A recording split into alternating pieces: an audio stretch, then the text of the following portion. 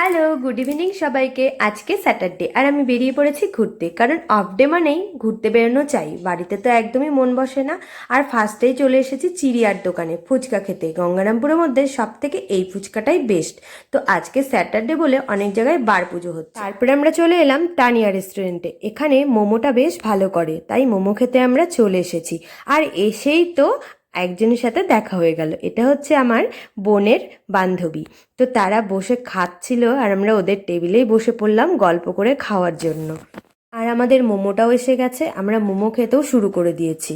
আমার বোনের বান্ধবীর নাম হলো রেশমি। আমরা রেশমি করে ছোট থেকে ওকে ডাকি, কারণ পাড়ার মেয়ে বলে কথা। খাওয়া দাওয়ার পরে একটা শপে চলে এলাম। এখান থেকে কিছু গিফট কেনার ছিল, সেগুলো নিয়ে মেয়ের জন্য ফুচকা নিয়ে একটা মেডিসিনের দোকানে এলাম। আমার ভীষণ ঠান্ডা লেগেছে, তার জন্য নাকের ড্রপ আর ওষুধ নিয়ে বাড়ি চলে এলাম। এই যে গিফটগুলো আজকে এগুলো নিয়েছিলাম, আর এই যে পেখম ফুচকা আনা মাত্রই খেতে বসে গেছে।